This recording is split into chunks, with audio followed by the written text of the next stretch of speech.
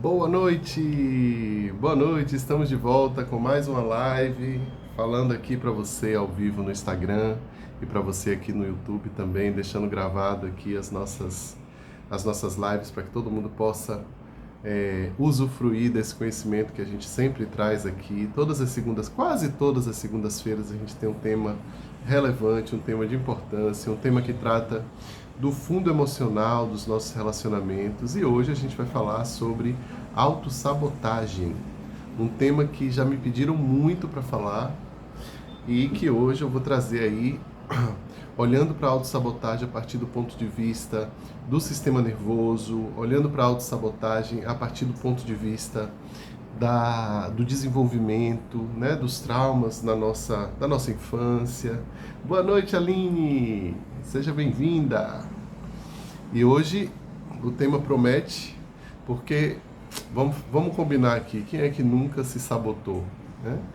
Às vezes a gente faz e nem percebe, ou tem esse comportamento e nem está ciente de que ele existe.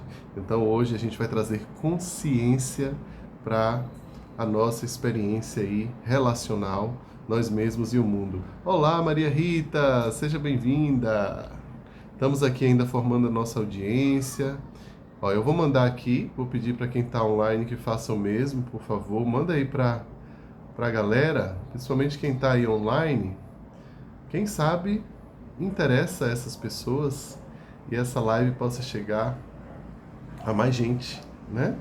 Então, se você puder fazer isso, digam se vocês me ouvem bem, por favor. Estão me ouvindo direitinho?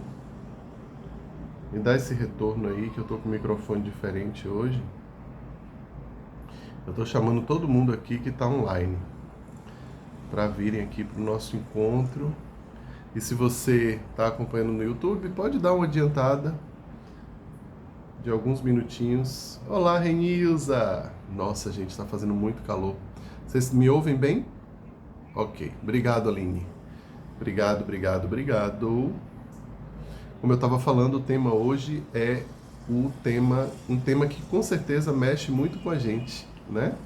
Porque, especialmente quando a gente está nesse caminho do autocuidado, do autoconhecimento, da transformação, é muito comum que a gente se sabote nesse processo, né?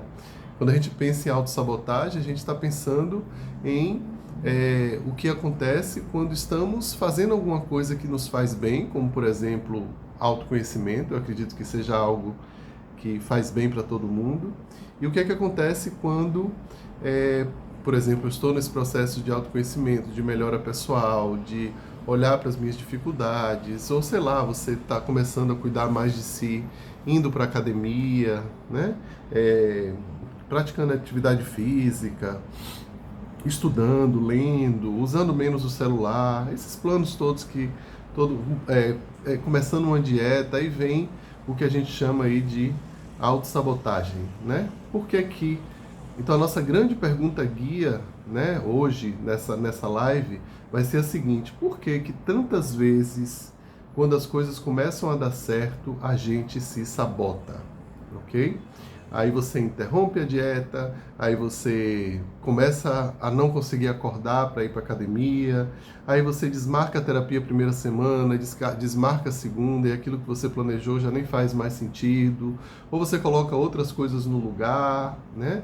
E geralmente a gente se dá uma explicação muito lógica, né, para essas quebras de contrato com nós mesmos. Isso é bastante visível e bastante comum. A gente sempre vai ter uma desculpa, a gente sempre vai ter uma explicação. Mas eu não gostaria de tratar aqui a autossabotagem como uma inimiga da nossa experiência. Eu acho que o que a gente vai fazer aqui hoje é exatamente tentar desconstruir um pouco essa ideia que a gente tem da autossabotagem e passar a olhar para ela não como uma grande rival, uma grande inimiga da nossa experiência, mas como algo que precisa ser olhado a partir de um ponto de vista que nos levará para um novo lugar de compreensão para o que acontece dentro de nós, porque eu acredito plenamente que nada que se passa dentro de nós deve ser visto como um rival, um inimigo, algo que a gente quer excluir. Tudo que se passa dentro de nós que nos incomoda, precisamos caminhar pelo outro percurso, que é de observar aquilo que nos incomoda e abraçarmos o incômodo, né? Essa é a nossa grande tarefa, né? Então vamos desconstruir um pouco juntos aqui essa ideia de que a autossabotagem é necessariamente algo ruim. Pode ter efeitos ruins, obviamente, mas intrinsecamente, será que é uma coisa ruim? Talk Education! Olá!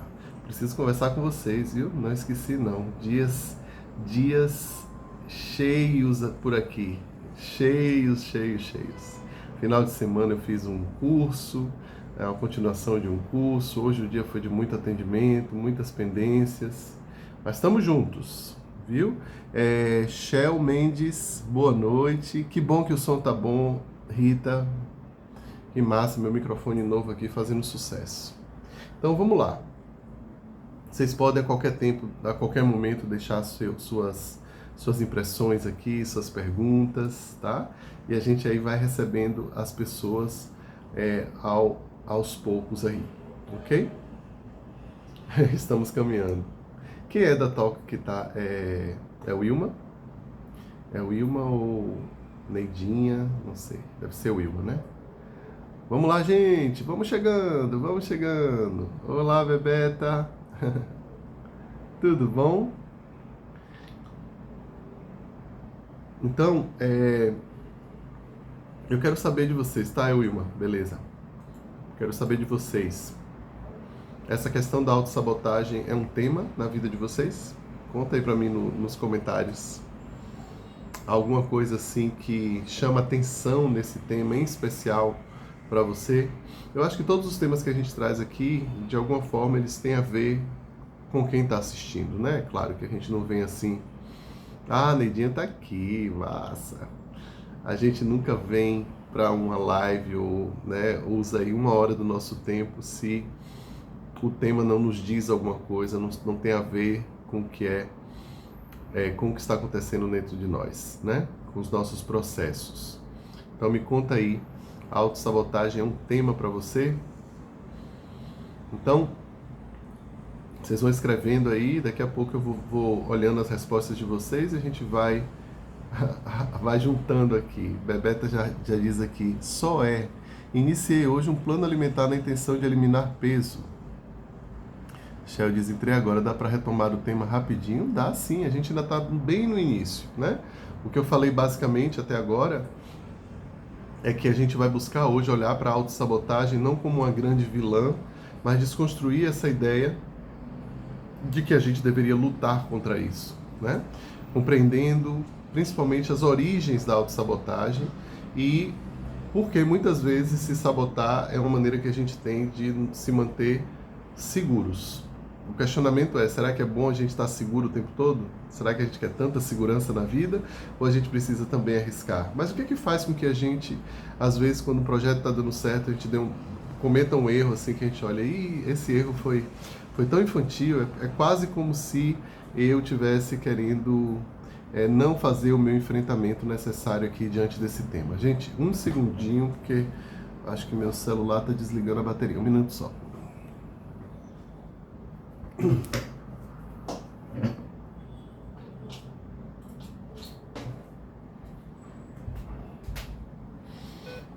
Ok.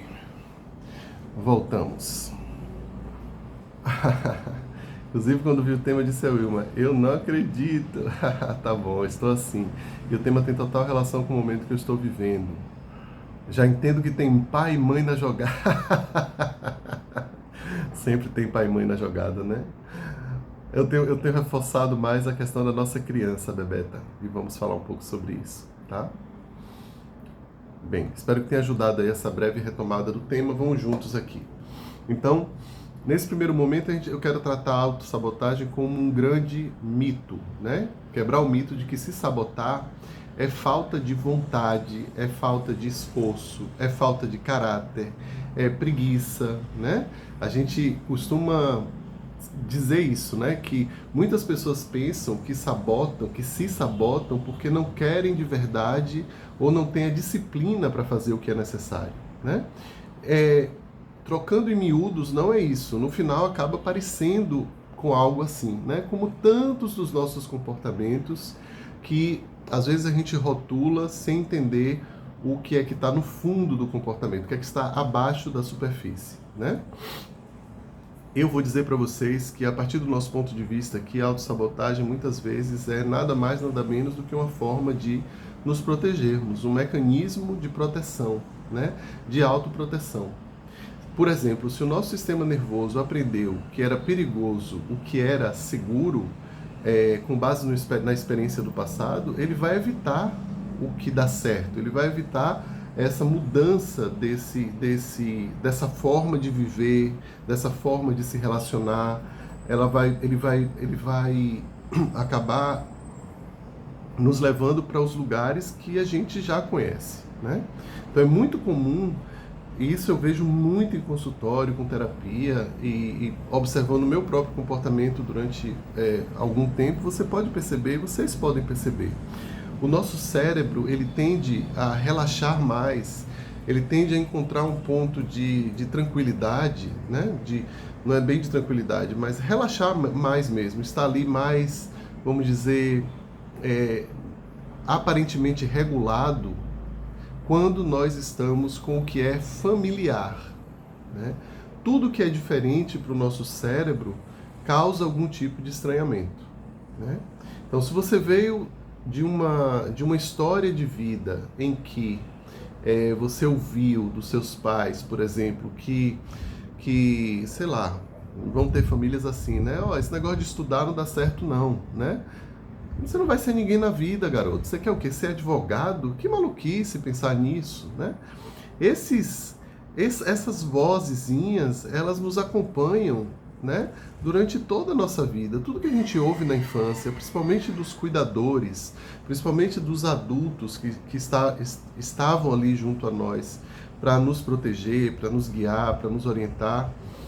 Por mais que eles tenham tido boa vontade, eu acredito que a maioria tem, muitas vezes eles confundem as suas próprias crenças, trazem as suas crenças para a educação, para o espaço educativo, e nós, como crianças, simplesmente acreditamos no que está sendo dito. Uma criança não questiona muito o que vem dos pais, né? Então, se você ouve aquilo sempre, se existe uma história de vida, muitas vezes transgeracional, em que estudar nunca deu certo, em que muitas pessoas tiveram que abandonar os estudos para sobreviver, e a gente até tem pessoas na família que, sem estudos, conseguiram algo na vida, reforçando essa ideia de que estudar e de que se esforçar no sentido... Aqui eu estou falando, dando um exemplo bem acadêmico mesmo. Academicamente, né, estar lá presente, porque isso leva a gente a ter um diploma, ir para a universidade. Para algumas famílias, isso é algo absolutamente inédito. Aí chega uma geração de agora, né, 2010, vem um jovem e diz, eu vou para a universidade. Claro que vai haver um estranhamento. Então, nesse momento em que há esse estranhamento dentro do círculo familiar, esse jovem, aqui eu estou pensando em um jovem nesse exemplo que eu estou dando, ele vai olhar para si mesmo, respirar em sua própria vontade, olhar para os pais, olhar para os cuidadores, olhar para os ancestrais, né, as pessoas que vieram antes e que não conseguiram dar aquele passo por causa de inúmeras situações, inúmeras causas diferentes, e aí ele vai estar entre a cruz e a espada. É basicamente dizer, será que eu tenho a coragem, a audácia de ter sucesso, de ter um diploma, de ser alguém, ter uma profissão, ser alguém não, né? Isso é pesado. Mas ser alguém em termos de ter uma profissão, de ter um título, algo assim. Quando na minha família ninguém nunca conseguiu isso, quando na minha história familiar eu sempre ouvi que ir atrás desse tipo de conquistas na vida não ia me levar a lugar nenhum, né? Então a gente para em um momento e fica entre essas duas coisas. Isso quando a gente consegue olhar para essa situação de forma consciente. Eu arrisco dizer que a maioria dos casos de autossabotagem são absolutamente inconscientes. Não existe um momento em que você raciocina e decide um caminho ou outro, né? Isso realmente tem a ver com algo que é um programa que está rodando dentro de nós, que vai nos aproximar mais e nos deixar mais seguros, entre aspas, com o que é conhecido e vai nos afastar daquilo que é desconhecido.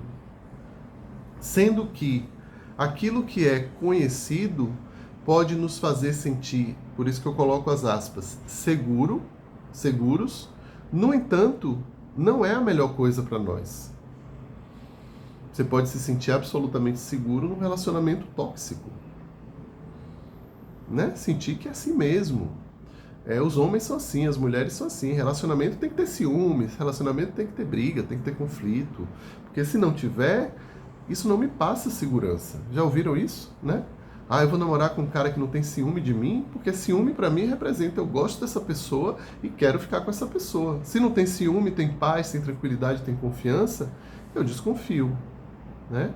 E aí você acaba sabotando um relacionamento que objetivamente é um bom relacionamento. Aí eu tô falando com a lente objetiva, se é que existe essa tal dessa lente objetiva, né? Mas olhando de fora você diz, nossa, essa pessoa tem aí os parâmetros do que seria um bom relacionamento. No entanto, quem está no relacionamento não consegue perceber isso e acaba criando situações, gerando conflitos e coisas que vão acabar confirmando aquela ideia anterior de que existe algo de errado com aquela pessoa. Por exemplo, eu estou em um relacionamento com uma pessoa que não tem ciúme de mim. Isso me soa absolutamente diferente e eu até me assusto em pensar que eu estou lá ao lado de uma pessoa que não tem ciúme de mim. Isso significa para mim que ela não gosta de mim. E aí eu vou provocar essa pessoa, vou fazer algo para fazer com que eu descobrisse se é aquilo mesmo, né? É isso mesmo, não tem ciúme, então eu vou provocar, vou criar uma situação, vou fazer algo aí para testar o que acontece do lado de lá. Aí essa pessoa tenta, e uma hora ela consegue. Ela consegue que a outra pessoa, sei lá, discuta, brigue, até termine o relacionamento. Aí quando termina ela diz, não disse que aquele relacionamento tinha alguma coisa errada, né? Então, a autossabotagem, ela às vezes funciona para confirmar uma regra inconsciente nossa. Então, por exemplo, você pode, um exemplo inicial que eu dei, tá? Você entra na universidade, todo mundo na sua família desaprova, não aprova, não precisa na cara dizer não faça universidade. Às vezes, muitas vezes você se sente extremamente solitário em uma família. Você vai para a universidade, mas ninguém te apoia no sentido de estar conectado com o seu processo. Não te fazem perguntas sobre o que acontece lá, não interagem com essa porção da sua história. E muita gente se sente muito solitário fazendo esses novos movimentos num seio familiar onde aquilo que eu faço hoje é completamente diferente da tradição, do que vem sendo feito. Então, não raro, essas pessoas começam a fazer corpo mole, ter muitas desculpas agora para desistir, né? Arranjar um trabalho e dizer agora eu estou trabalhando, eu não vou poder continuar a universidade, quando na realidade às vezes é possível estar nos dois movimentos, né? Então, às vezes inconscientemente a gente vai criando situações ou aceitando situações na vida que tiram a gente daquele percurso que diverge da história da família ou até mesmo sobre o que eu acredito sobre mim mesmo, sobre a minha história, sobre o que eu sou capaz. Ok? Você está fazendo sentido para vocês? Vão me dizendo aí. Medo de não mais pertencer ao sistema familiar. Exatamente isso, Rita. O nosso grande dilema humano é pertencer, ou melhor, não vou começar pelo dilema. Nossas duas grandes necessidades são pertencer a um grupo, porque a gente é social, né? Nós somos seres sociais. E o outro, nossa outra grande necessidade é a necessidade de sermos autênticos, de podermos nos vulnerabilizar diante do mundo, diante do outro, diante das pessoas, sendo quem somos, né? Fazendo as nossas próprias escolhas, sentindo o que precisamos sentir, o que emerge de nós, lidando com as nossas necessidades, que não são iguais à do outro, encontrando no fundo aí o nosso próprio percurso. Essa é uma necessidade humana profunda. Sem a autenticidade, a gente não teria evoluído até esse ponto. Porque ser autêntico basicamente significa possuir a minha existência, possuir o meu corpo, e com isso, tudo que emerge dele, né? Então, eu preciso disso para garantir que eu me diferencio do outro, de que eu sou diferente do outro, que eu não vivo numa simbiose, numa fusão. Então, eu preciso das duas coisas, eu preciso me conectar e preciso ser quem eu sou, né? Essas duas necessidades não deveriam e não poderiam ser negadas a ninguém. A nossa equação de saúde, né, é pertencer sendo quem eu sou. Então eu posso ser autenticamente Léo, do jeito que eu sou, com tudo que eu carrego, com todos os minhas falhas e as coisas legais que eu faço, e ao mesmo tempo ser visto pelo meu grupo com respeito e poder pertencer ao meu grupo sendo quem eu sou. Esse aí é o melhor dos mundos, né? Mas a gente sabe que na vida real a gente acaba abrindo mão de quê? A gente abre mão do pertencimento? Na maioria das vezes a gente vai abrir mão da autenticidade. A gente vai abrir mão de quem a gente é, do que a gente quer, do percurso que a gente gostaria de fazer na nossa vida para pertencer aos nossos grupos. Tanto os nossos grupos originais, como o nosso sistema familiar, quanto a diversos outros grupos. Por exemplo, adolescentes vão fazer isso, né? Como parte da própria aprendizagem da fase da adolescência. Adolescentes meio que têm um crédito para fazer isso, né? Eles se tornam rebeldes entre aspas, eles fazem coisas que são que para mostrar de alguma forma e se posicionar no mundo. Isso é absolutamente natural na adolescência, na juventude. A gente precisa atravessar esses movimentos que são tão válidos e importantes para que a gente possa, lá na vida adulta, decidir quem somos, né? Fazermos a nossa peneira. Inclusive o cérebro vai fazer isso, né? Ele vai fazer a poda neural, como a gente sabe. Então, esses são nossos dois grandes movimentos na vida: pertencer e ser quem somos. E, como eu já falei, me digam se vocês concordam, na maioria das vezes a gente vai, ok, eu vou deixar de chorar, eu vou engolir meu choro para minha mãe não ficar brigando comigo o tempo todo. Ok, eu vou escolher a profissão do sonho dos meus pais. Eu queria ser ator, mas vou ser médico porque esse é o sonho do meu pai, né? E por aí vai, né, gente? A gente vai fazendo escolhas, muitas vezes escolhas existenciais. Existenciais no sentido mesmo de que, se eu escolho a minha profissão pelo que os meus pais desejam que eu seja, eu estou escolhendo a minha vida, né? Estou escolhendo algo para a minha vida baseado no que outras pessoas, por mais que sejam meus pais, desejam para mim. Não é o que eu desejo para mim, é o que o outro deseja para mim. Então pensem aí comigo, qual é a chance de eu boicotar, de eu sabotar a experiência de fazer diferente, contrariando o que o meu grupo deseja que eu faça, né?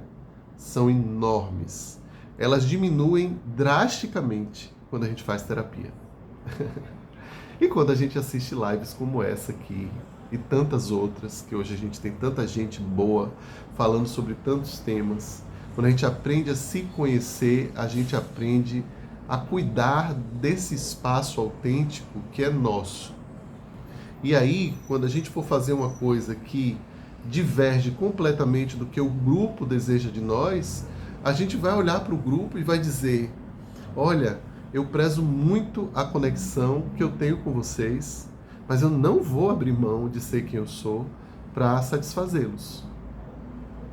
Agora, nessa hora, você tem que, em primeiro lugar, se conhecer o suficiente para saber que aquilo que você quer está em consonância com tudo dentro de você. Eu não estou falando de um ato impensado, um ato rebelde, uma coisa que a gente às vezes faz assim, toma decisão, sai da casa dos pais, um mês depois volta com o rabinho entre as pernas. Isso é imaturidade. Isso não é quebra de padrão.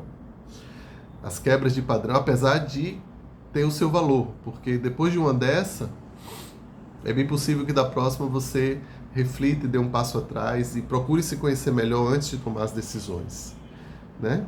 Então, tá tudo certo com errar, tá tudo certo com quebrar a cara. Eu acho que principalmente na juventude a gente tem que quebrar a cara de vez em quando, mas fica aqui uma orientação de alguém que já viveu um pouquinho mais.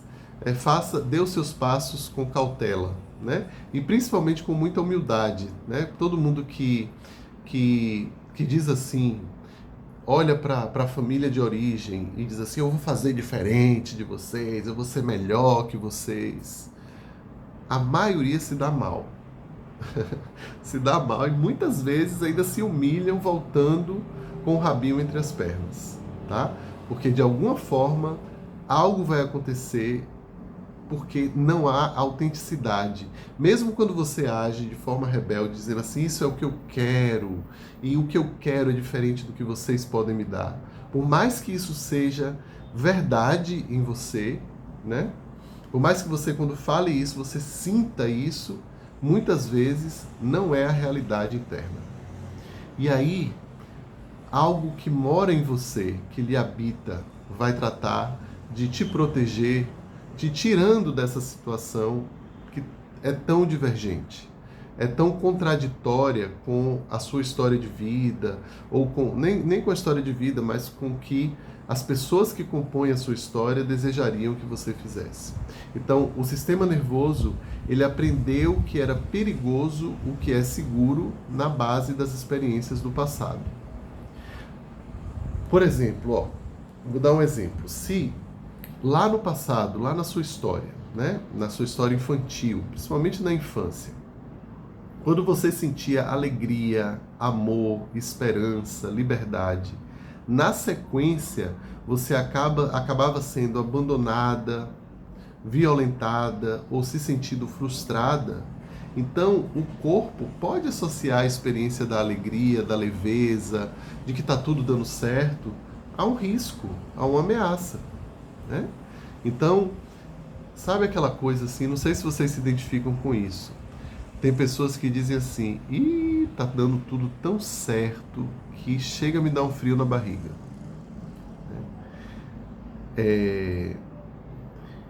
Essas pessoas, talvez, esse frio na barriga é o sistema nervoso dizendo, olha, as coisas darem certo é um sinal de que uma hora vai tudo degringolar. Tudo pode dar errado de uma forma terrível. E você terá, mais uma vez, se enganado. E investido na sua felicidade, quando no fundo a vida já lhe provou diversas vezes que felicidade dura pouco. E que quando tudo está bem, basta uma coisinha acontecer e tudo fica muito ruim, né? Então, é possível que quando você chega nesse ponto de alegria e felicidade, o seu sistema nervoso, que é o nosso grande maestro, né? É o nosso sistema nervoso que vai, por exemplo, determinar se determinada situação é perigosa ou segura. E ele vai fazer essa leitura a partir das experiências anteriores. Então, se a alegria era algo que durava pouco e sempre vinha algo terrível depois, sentir alegria vai ser um gatilho para esse sistema nervoso. E esse mesmo sistema, ele vai tratar de gerar informações que principalmente partem de baixo para cima, no sentido de que você primeiro sente nas vísceras o medo, né? O medo da alegria, o medo da felicidade, e quando esse medo chega, esse cérebro toma, envia, né, lê, interpreta essa situação. Então, a alegria para alguns de nós vai ativar a amígdala, né? A amígdala é uma região do cérebro, um órgão que temos dentro do cérebro, né? Não sei como é que chama, se é um órgão, mas enfim, uma parte do nosso cérebro que é o nosso radar de incêndio. Ela começa a bipar, bip, bip, bip, bip, bip, bip, opa, alegria não dá certo. Lembre das vezes que você se sentiu muito alegre e deu tudo errado depois. Cuidado com essa alegria, né? E aí, essa informação, ela é mandada de volta para baixo, né? Para a parte de baixo, para os braços, para as pernas. E acabamos muitas vezes tomando atitudes, fazendo coisas que interrompem essa felicidade.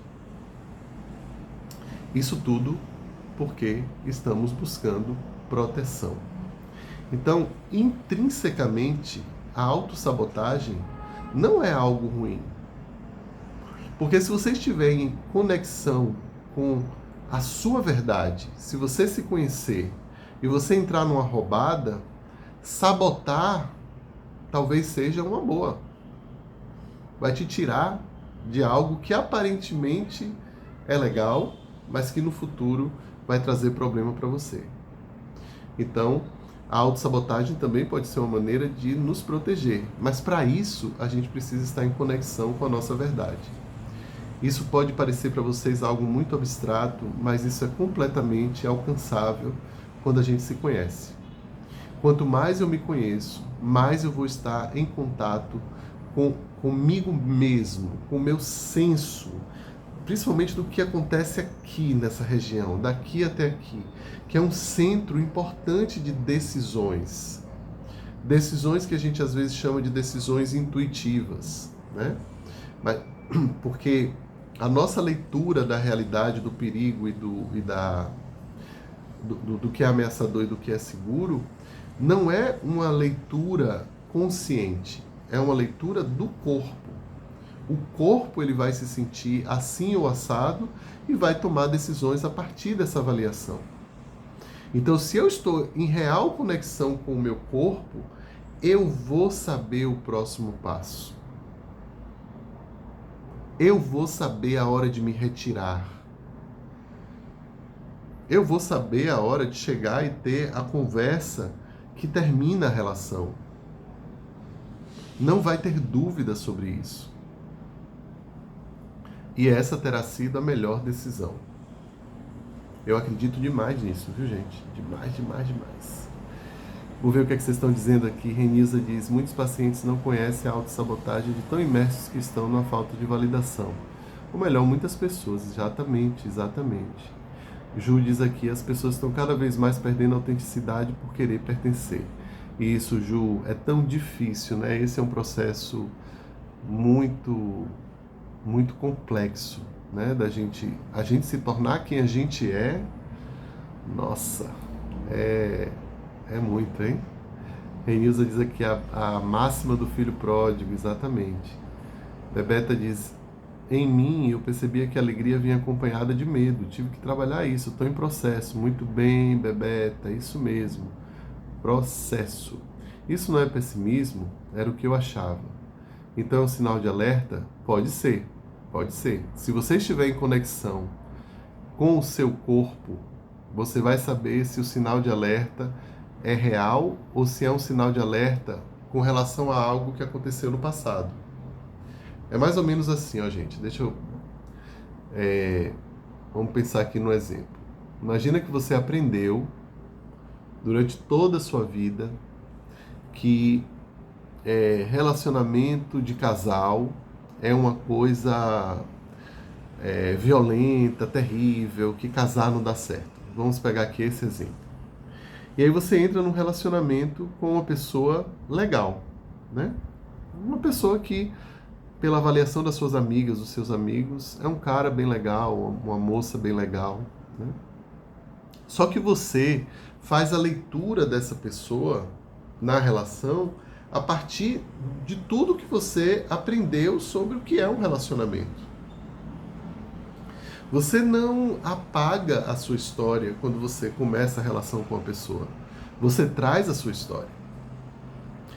É nessa hora que a nossa capacidade de fazer a leitura de se objetivamente aquele ali é um lugar seguro ou um lugar ameaçador, né?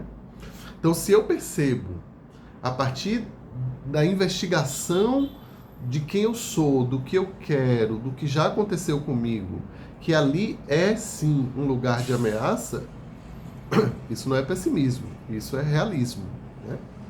Agora, se eu nunca refletir sobre as minhas experiências, se eu não tenho nenhuma noção de qual é o meu viés, ou seja, a partir de que lente eu enxergo o relacionamento, Se você nunca pensou sobre isso, se você nunca fez terapia, se você nunca nem considerou a hipótese do quanto você é influenciado pelas suas histórias, aí você entra num relacionamento desse, você toma uma decisão, a sua decisão não é baseada no que você está vivendo no momento. A sua decisão será profundamente influenciada pela pelas histórias que aconteceram no passado. Vocês percebem a diferença? Né? Quando a gente não cuida dos nossos traumas, a gente está vivendo o presente, se apoiando nas experiências do passado. Experiências muitas vezes de outras gerações.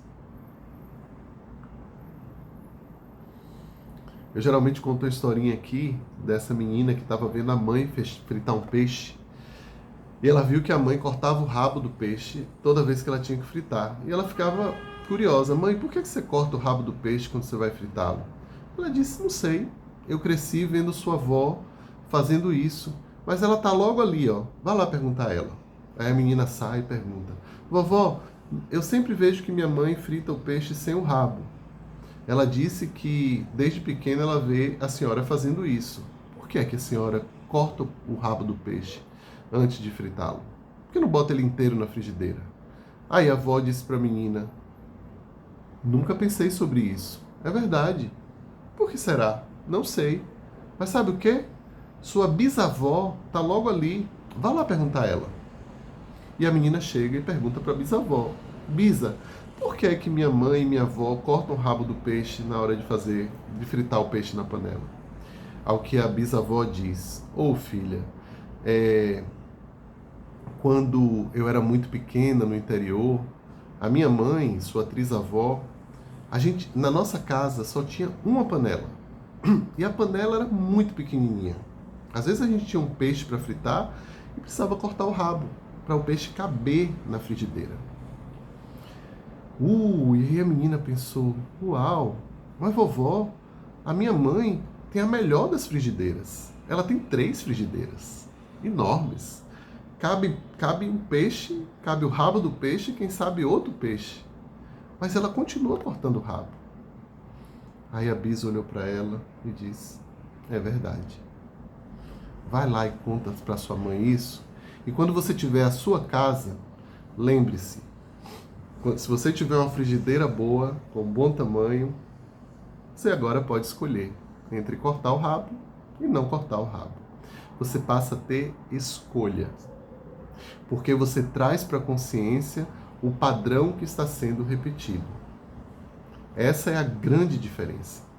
Vejam que quando o padrão inicia, ele inicia por um bom motivo. Era necessário cortar o rabo do peixe, porque senão não fritava. Não tinha outra panela. Agora são várias e a gente continua no mesmo processo. Tá? A autossabotagem, ela funciona dessa maneira. Para pertencer ao meu grupo familiar, eu repito os padrões. E toda vez que eu saio do padrão, se eu não tenho consciência desse padrão, eu vou, de alguma forma, dar em mim mesmo uma rasteira para que eu volte ao antigo padrão. Porque o antigo padrão é o que é familiar, é o que me deixa pertencente ao meu grupo, sendo amado pelas pessoas, né? O Garfield, vocês lembram do Garfield? Ele tinha uma... gente, ficou mudo. Ai, não acredito. Oi, gente. Veja se voltou aí. Não acredito. Voltou. Todo mundo foi embora. Mas, ficou gravado no YouTube. Leitura labial. Gente, gente. Voltem. Não acredito. Porque não tá rodando aqui, Pronto. Vocês estão me ouvindo agora? Agora sim. Gente, desculpa, é porque os comentários eles não estão subindo, né? Eu pego aqui boto uma quinta e começo a falar. Tô vendo vocês indo embora. 5 minutos foi Bebeta. Vixe. Então tá, voltou. Maravilha. Quem lembra aí onde é que eu estava? A última coisa que vocês ouviram. Pessoal do YouTube, quem assistir no YouTube vai ter aí a live completa. Pronto. Oh, meu Deus do céu.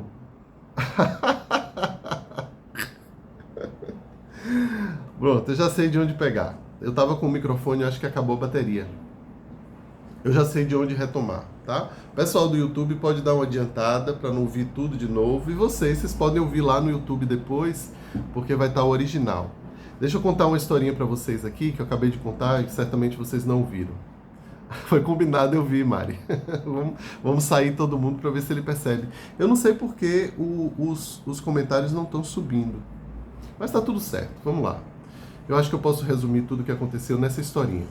Diz que tinha uma menina que via a mãe dela fritar um peixe um dia, agora nos anos 2020, e ela perguntou à mãe, curiosa, mãe, por que toda vez que você frita o peixe, você corta o rabo do peixe? A mãe respondeu para ela, e é verdade, não sei não, eu faço isso meio que porque sua avó também fazia. Vá ali, ela tá logo ali, vai ali e pergunta a ela, vó, por que é que você corta o rabo do peixe? A menina vai lá e faz a pergunta à avó. E a avó responde para ela, bem colocado o que você falou, eu tenho essa mania de cortar o rabo do peixe. Mas sabe por que eu faço isso? Porque eu via a sua bisavó cortar o rabo do peixe. E aí essa menina vai até a bisavó e pergunta, Bisa, por que você corta o rabo do peixe? Minha mãe corta o rabo do peixe, minha avó corta o rabo do peixe, e eu tô vendo que você também corta o rabo do peixe. Agora já tá com áudio, né? Já tô vendo que vocês estão dizendo que tá. Aí a bisavó diz assim, é verdade, é verdade. Você sabe que a família da sua bisa é uma família muito pobre, né? Então, na nossa casa tinha apenas uma frigideira, e a frigideira era muito pequena.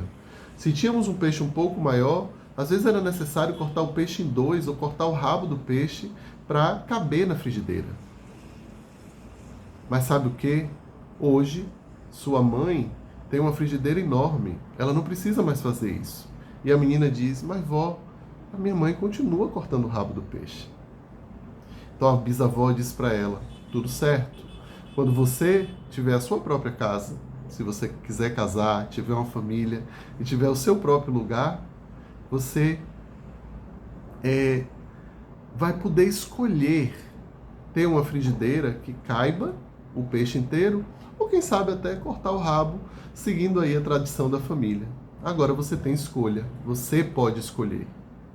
Então, aqui, se essa menina é capaz de escolher, a gente pode dizer que não tem sabotagem, não tem autossabotagem. Tecnicamente, a autossabotagem está na inconsciência dos nossos padrões. Então, se eu já entendo que eu posso escolher entre cortar o rabo do peixe e não cortar o rabo do peixe, tá tudo certo, né? Então, mesmo que a leitura do outro seja você está sabotando a sua história, não indo para a universidade, você dizer, eu não quero ir para a universidade. Eu sei que eu venho de uma família que ninguém nunca foi, mas a minha escolha é também não ir. Mas você faz isso de forma consciente. Percebem a diferença que tem aí? É uma diferença estúpida, né? Bem grande mesmo. Ok. Isso foi mais ou menos o que eu falei nessa eternidade que vocês ficaram aí lendo os meus lábios. Bem, aí você pode perguntar, Léo, o que é que faz, qual o movimento, né? Qual a razão física para essa sabotagem? Bem, a gente tem uma coisa no armazenamento das nossas experiências, a gente armazena as nossas experiências através de memórias, que são memórias explícitas, memórias como essa, dessa pessoa que lembra que a mãe dela precisava cortar o rabo do peixe porque a panela era muito pequena. Essa é uma memória explícita, né? E essa menina que conversa com a bisavó, ela pode escolher fazer diferente também explicitamente, né? Então, quando está explícito, quando se fala, quando se tem consciência, tá tudo bem. A grande questão é quando essas memórias elas estão armazenadas em locais do nosso corpo, em experiências que ficam cravadas na nossa pele, nos nossos ossos, nas nossas vísceras, né? No nosso sistema nervoso, como memórias que a gente chama de memórias implícitas. São essas memórias que, quando engatilhadas em nós, elas vão provocar a sensação de eu estou fazendo algo que é ameaçador. Isso é ameaçador para mim. Eu não consigo nem explicar, mas essa situação está me deixando desconfortável. Eu vou abandonar esse emprego. Eu não vou fazer essa viagem. Eu vou largar a minha faculdade. Eu vou abandonar a dieta. Eu vou deixar de ir para a academia. Eu vou agir de maneira a sabotar essa novidade na minha vida, porque existe uma sensação no meu corpo que me leva a fazer isso. A pergunta é, essa sensação, ela geralmente é consciente ou inconsciente? Na maioria das vezes, ela é inconsciente. Você nem sabe que está com a sensação, mas ela está criando uma informação que sobe e é interpretada como ameaça. E tudo que é ameaçador, a gente quer escapar. O problema é que esse senso de ameaça está completamente enviesado pela nossa história e está sendo ganha propulsão e força a partir de uma sensação que foi da qual estamos impregnados pela nossa história, pelas nossas vivências, pelo que a gente ouviu, pelo que a gente sentiu, pelos movimentos que não pudemos fazer, pelas fugas que tivemos que operar, né? E tudo que precisamos é ali movimentar ali as nossas placas tectônicas para acomodar um senso mínimo de estabilidade na vida. E a maioria dessas memórias implícitas são memórias às quais nós não temos acesso nenhum, quase nenhum. Sem se fazer um trabalho específico de corpo, a gente morre sem ter acesso a essas memórias. E, no entanto, elas governam muitas vezes grande parte da nossa vida, né? Hoje a gente sabe claramente que o inconsciente de que Freud falou é o corpo. As memórias corporais implícitas, elas direcionam as nossas ações da vida sem que a gente tenha ciência ou habilidade de agir em relação a elas. Ciência ou agência. Nenhum dos dois a gente tem. A gente nem sabe, nem consegue agir com base no que acontece. É por isso que esse trabalho de corpo, esse trabalho que a gente faz como terapeuta, de investigar o que está acontecendo nesse mundo implícito, é fundamental. Para que a gente pare de dizer assim, eu sempre me auto-saboto, eu sempre faço uma bobagem. Na hora que eu estou lá chutando no gol, eu chuto para fora. Eu me odeio por isso, por que é que eu sou assim? Basicamente, você faz isso para se proteger. Mas como você não tem consciência do que lhe aconteceu, você continua agindo e interpretando isso de uma maneira absolutamente superficial. Ok? Olha quem está aí, minha querida Miyagi. Seu terapeuta, amanhã a gente está junto, viu? Que bom que você está aqui. Que bom que você está aqui. Feliz. E aí, gente, comentem aí. Agora que vocês estão me ouvindo, dá para comentar, né não? Deixa eu ver o que mais aqui que eu tenho. Olha, então a gente vai ter aqui, basicamente, falando pela teoria polivagal, a gente vai ter dois movimentos para entender esse processo de autossabotagem. A autossabotagem pode significar, o processo de autossabotagem pode ser um processo de luta ou de fuga. Eu luto contra alguma coisa, ou eu fujo de algo, eu evito, né? São formas da gente sabotar. Mas existe uma outra maneira de sabotar que às vezes a gente não se dá conta, que é quando a gente desconecta da situação. A gente perde o contato, né? Então você pode, por exemplo, levar um relacionamento para o fundo do poço quando você desconecta do seu parceiro ou da sua parceira, né? Ou você pode levar um projeto para o fundo do poço quando você se desconecta dele, quando você não consegue mais estabelecer um vínculo, quando você não consegue mais acompanhar, quando você não consegue mais fazer o que é necessário.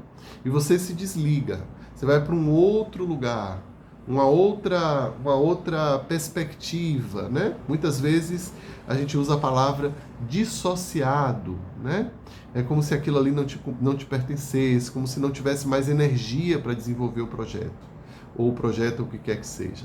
Essa é uma maneira mais, como a gente chama, de dorsalizado, ou seja, indo para um lugar dorsal, que é a região do nosso sistema nervoso, que nos mobiliza, nos imobiliza, nos paralisa, nos congela diante de situações que são muito ameaçadoras, né? Então, sim, um novo emprego, um emprego em que você vai ganhar 5 vezes mais do que qualquer pessoa da sua família já ganhou, pode ser uma realidade tão ameaçadora para você que você pode se desligar e não fazer conexão, né? E isso pode te levar, por exemplo, a ser demitido.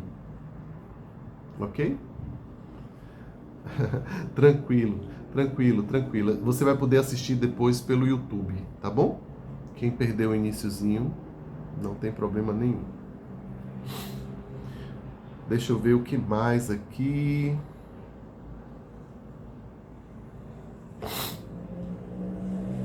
E aí, o que é que a gente faz em relação a essa sabotagem? Ao invés de brigar com ela, a gente precisa aprender a escutá-la, né?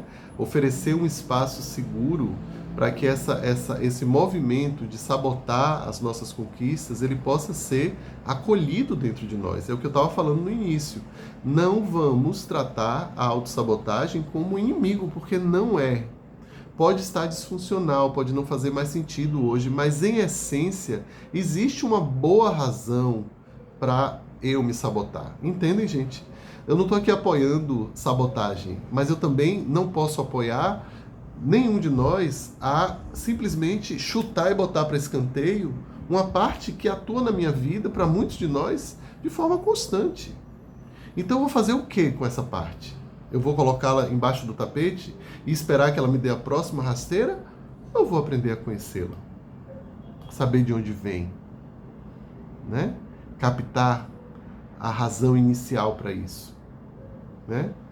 Me harmonizar com isso, incluir isso em mim como algo que me protege em primeiro lugar.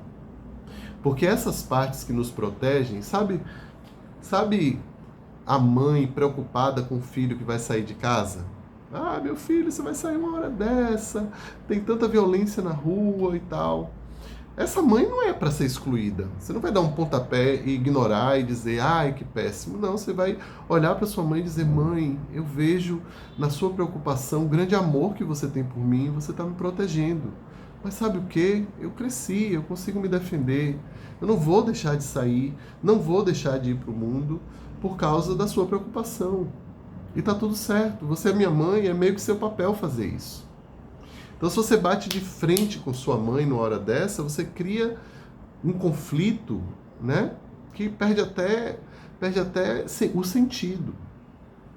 Então, por que será que a gente briga tanto com essas partes nossas protetoras, ao invés de reconhecermos que elas estão, no fundo, buscando nos proteger de algo que, na cabecinha delas, entre aspas, é algo que elas precisam se movimentar o tempo todo, porque a gente precisa evitar, porque é diferente e por isso é ameaçador, né? Às vezes o nosso boicote é a única linguagem que o corpo tem para dizer eu ainda não estou pronto. E tudo bem que você não esteja pronto. Uma coisa importante é que a gente aprenda também, gente, a respeitar o nosso ritmo, né? Às vezes a gente fica se espelhando em pessoas que têm uma história de vida completamente diferente da nossa e a régua sobe demais pra gente, né? Porque você fica se comparando com pessoas que têm uma história de vida diferente da sua, simplesmente isso. Você não vai conseguir fazer igual. E não quer dizer que você não vai poder fazer tão bom quanto. Aliás, quanto mais original for a sua história, melhor ela será em todos os aspectos. A autenticidade é tudo. É a autenticidade que traz o rebanho, né? É a autenticidade que gera as experiências boas na nossa vida. Todas elas, pode observar, as coisas que deram mais certo para você são as experiências mais autênticas, mais verdadeiras, né? Interessante demais isso. Uma boa razão para sabotagem é o tal do ganho secundário. Sim, o ganho secundário é eu continuar pertencendo a uma estrutura, a um sistema em que todo mundo sempre fez igual. Né? Então, se eu mudar muito, eu perco o pertencimento. Pertencimento é segurança. Né? Então, existe aí, com certeza, um ganho secundário. Às vezes inconsciente, mas ele está ali. Né? Se você ainda sabota demais os seus projetos de vida, sejam eles quais forem, é um sinal de que seu sistema está implorando por mais segurança, está implorando por mais presença, mais compaixão, mais autoconhecimento. Isso sim é a bandeira vermelha que sobe. A bandeira vermelha não é eu tenho uma parte minha que é contra mim. Se você for por esse caminho, eu garanto a você que vai ser muito mais problemático. E é possível que você nunca consiga sair desse ciclo. Agora, se você vai para o caminho que diz assim, nossa, mais uma vez eu sabotei a minha atividade física. Paguei a academia e não vou. Estou pagando a academia e não vou para a academia. Se ao invés de pegar um chicote e começar a bater em você mesmo e dizer, mais uma vez você faz isso, mais uma vez você faz isso, seu idiota, seu preguiçoso, seu não sei o quê, e toma-lhe chicotada. Esse cenário é o pior cenário. A parte que está te protegendo, ela vai ganhar muita força aí. Qual é o outro cenário? Toda vez que eu observo um padrão na minha vida, um padrão de sabotagem, eu me pergunto, onde é que na minha vida eu estou me sentindo inseguro a ponto de desistir? Que padrão existe aqui? Né? Como é que eu posso ser mais compassivo com essa parte minha que ainda precisa se sentir como se ela pudesse ter controle sobre a minha experiência? Todas essas perguntas são importantes, mas eu digo a vocês que mais importante do que perguntá-las é cultivá-las. Porque se eu sou capaz, gente, isso é o suprassumo do autoconhecimento, viu? Isso aqui que eu estou dizendo para vocês é o que todo mundo quer chegar quando faz terapia. O objetivo da terapia não é encontrar felicidade, não, porque será que essa tal dessa felicidade que a gente idealiza existe? Né? Porque a vida é cheia de percalço, a vida é cheia de desafio, né? Vão acontecer coisas que são desafiadoras, o sofrimento é intrínseco à vida. E eu não estou romantizando o sofrimento, não. Estou apenas falando a realidade. Não há aquele que passe incólume, né? A gente precisa fazer nossos enfrentamentos. Então, o suprassumo do suprassumo é você poder ter dentro de você um observador presente e adulto que diz coisas do tipo: olha lá a sua parte protetora te protegendo, daquele jeito que você já conhece. Você precisa fazer algo em relação a isso. E você já sabe que o que você precisa fazer não é brigar com ela. É acolhê-la. Essa é a parte adulta que nos habita. Isso aqui é o que a gente quer na terapia.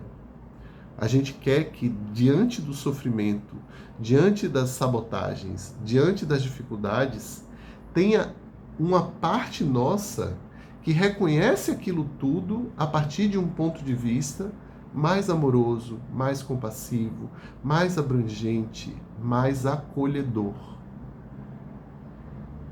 É isso que a gente quer. A gente quer um observador que diz assim: Léo, olha você outra vez fazendo aquilo. Lembra que deu errado?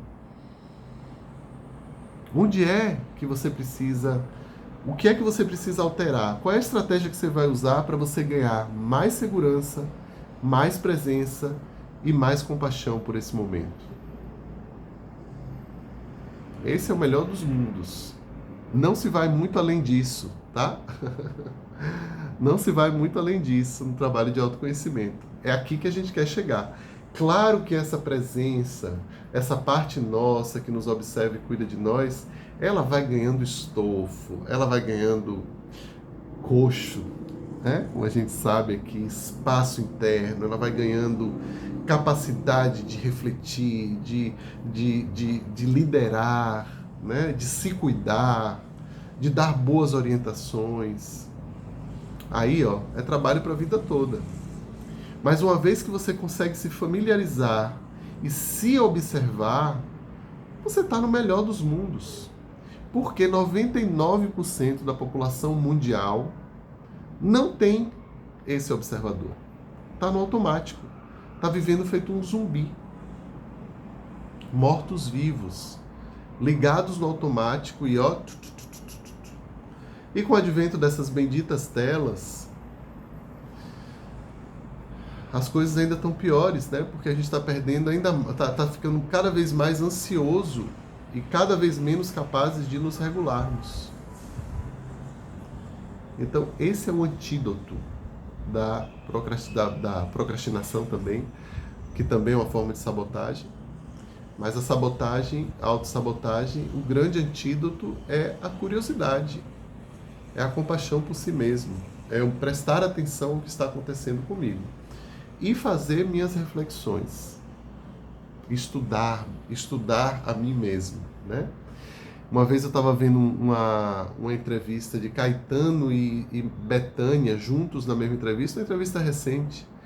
Aí a entrevistadora perguntou, acho que foi no Fantástico, a entrevistadora perguntou a Caetano o que é que ele mais admirava em Bethânia. Ele falou assim: Bethânia me surpreende por ser uma grande sábia de si mesma. Não é incrível isso? Uma pessoa ser sábia de si mesma, ser conhecedora de si mesma. Não é que você sabe tudo de você, não. É que você não está passando a vida feito um robô automatizado.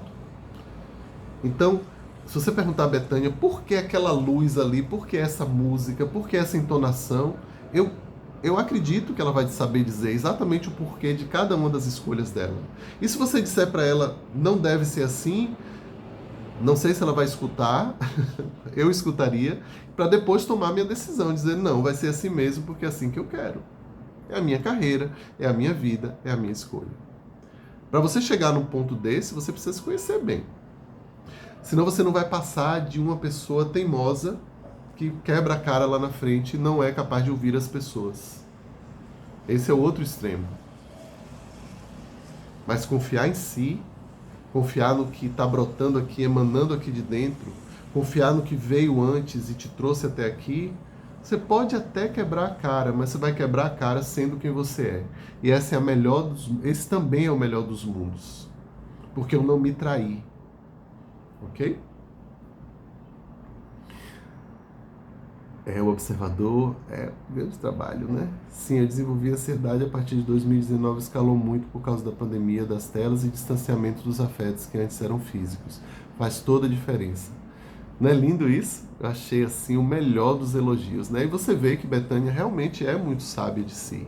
Isso não quer dizer que ela está certa o tempo todo, que ela chegou no patamar de evolução, nada disso, nada. A gente não está falando de ser bom ou ser ruim. Eu estou falando de autenticidade, de ser quem eu sou. E geralmente não tem erro, né? Se você é quem você é, o caminho é esse, né? O caminho é esse. É isso, queridos e queridas.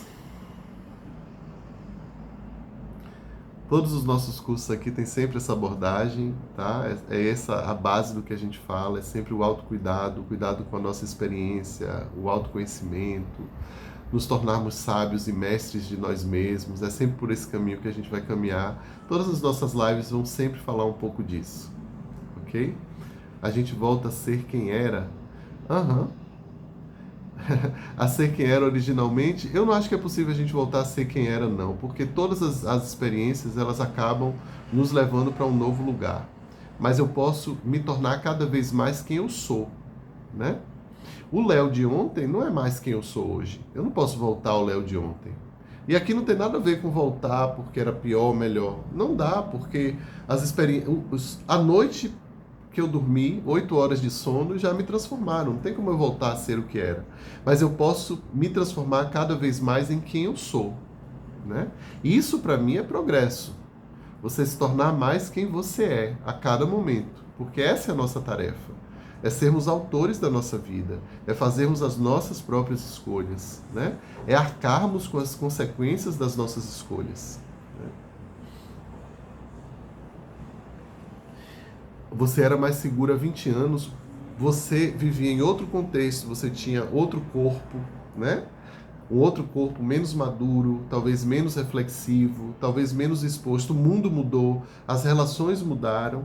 Então não é possível voltar a ser a pessoa que você era. Mas você pode se tornar uma pessoa cada vez mais autêntica e talvez muito mais autêntica do que você era 20 anos atrás.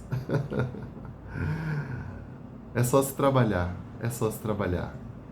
Eu também me sinto, olha, o envelhecimento, palavra forte, né? Mas estamos todos envelhecendo, vai fazendo com que o nosso sistema nervoso, ele vá ficando, por exemplo, eu tenho 50 anos, e quando eu vou para academia, eu não vou como eu ia quando eu tinha 20, né? Então eu tenho que considerar o passar do tempo.